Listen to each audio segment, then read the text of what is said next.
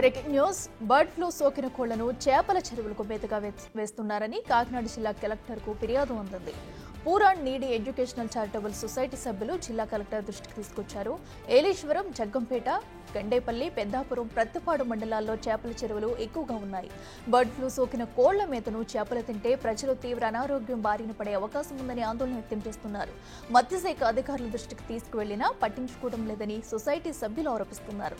జిల్లా కలెక్టర్ సమగ్ర విచారణ జరిపి ప్రజల ఆరోగ్యాన్ని కాపాడాలని కోరారు.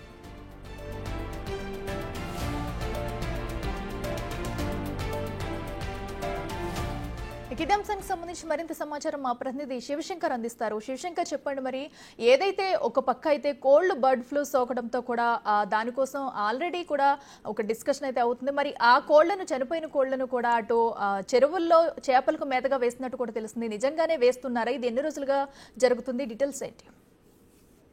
చూసుకున్నట్లయితే ఖచ్చితంగా ఈ బర్డ్ ఫ్లూ సోకిన కోళ్లనే కాదు, గతం నుంచి కూడా కోడి వ్యర్థాలను కానీ, చనిపోయిన కోళ్లు కానీ ఏదైతే చేపలకి మేతగా వేస్తూ కూడా కొంతమంది అక్రమార్కులు చేపల చెరువులు అయితే కొనసాగిస్తున్న పరిస్థితి కనిపిస్తుంది. అయితే ప్రధానంగా చూసుకున్నట్లయితే ఇప్పుడు ఆ బర్డ్ ఫ్లూ ఏదైతే పశ్చిమ గోదావరి జిల్లాలో కానీ, ఈస్ట్ గోదావరి జిల్లాలో కానీ పూర్తిగా బర్డ్ ఫ్లూ ఎఫెక్ట్ తోటి అనేక కోళ్లు మృత్యువాత పడుతున్నాయి. వందల సంఖ్యలో కూడా కోళ్లు మృత్యువాత పడడంతో డైరెక్ట్ గా ఆ కోళ్లను తీసుకొచ్చి ఈ చేపలకి మేతగా వేస్తున్న పరిస్థితులు అయితే ఇక్కడ కనిపిస్తున్నాయని కూడా వారు క్లియర్ గా కలెక్టర్ కి కంప్లైంట్ చేశారు. విత్ ప్రూఫ్స్ తో సహా కలెక్టర్ కి అయితే కంప్లైంట్ చేశారు. కాకినాడ కలెక్టర్ కి కంప్లైంట్ చేసిన పరిస్థితులు కనిపిస్తున్నాయి. అయితే కాకినాడ జిల్లా ఏలేశ్వరం, జగ్గంపేట, గండేపల్లి, పెద్దాపురం, ప్రత్తిపాడు మండలాల్లో క్లియర్ గా ఇవన్నీ కూడా డైరెక్ట్ గా లాటిట్యూడ్ తోటి అంటే లొకేషన్ క్లియర్ గా వచ్చే విధంగా కూడా వారు వీడియో షూట్ చేసి ఎవరైతే poor and needy educational charitable trust society సభ్యులైతే కాకినాడ జిల్లా కలెక్టర్ కి అయితే ఫిర్యాదు చేసిన పరిస్థితులు కనిపిస్తున్నాయి. అయితే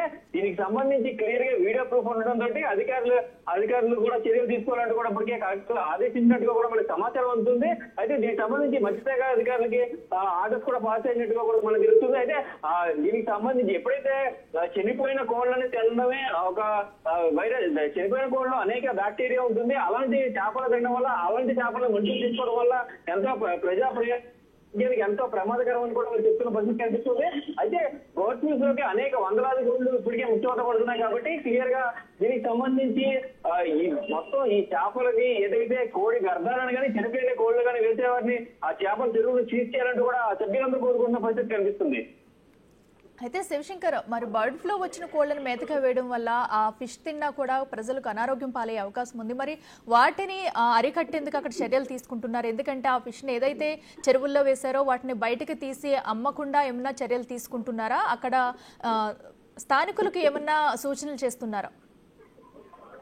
దీనికి సంబంధించి ఇప్పటికీ అధికార యంత్రాంగం కదిలినట్టుగా తెలుస్తుంది. అయితే ఇప్పటికీ చెరువుల వద్దకు అయితే ఎవరో చేరుకోలేదు. చెరువుల వద్దకి చేరుకున్న తర్వాత దాన్ని మొత్తం కూడా చేపలు మొత్తం కూడా పట్టి దాన్ని డిస్ట్రాయ్ చేయాలి. ఎందుకంటే ఇప్పటికే ఆ చనిపోయిన కోళ్ళ కన్నా చేపలు కూడా చనిపోయినట్లుగా కూడా ఎవరైతే కంప్లైంట్ చేస్తున్నారో వారు ప్రూఫ్స్ కూడా ఇచ్చారు. అంటే చేపలు కూడా చనిపోతున్నాయి. సో ఈ చనిపోయిన చేపలు కూడా మార్కెట్ లోకి వెళ్లే అవకాశం ఉంది. కాబట్టి ప్రజా ఆరోగ్యం దృష్ట్యా ఈ చేపలు చెరువులు అన్నింటినీ కూడా డిస్ట్రాయ్ చేయాలంటూ కూడా వారు కోరుకున్న పరిస్థితి కనిపిస్తుంది. అయితే అధికార యంత్రం కూడా క్లియర్ గా ఫీల్డ్ దిగిన తర్వాత అదే చేస్తారు. కాబట్టి ఖచ్చితంగా కలెక్టర్ ఇప్పటికీ మత్స్యశాఖ అధికారులను సూచించినట్లు కూడా మనకు సమాచారం అయితే వస్తుంది. అయితే యాక్షన్ పార్ట్ ఎప్పటి వరకు జరుగుతుందనేది మాత్రం వేచి చూడాల్సిన పరిస్థితి కనిపిస్తుంది. Right Shivashankar, thank you.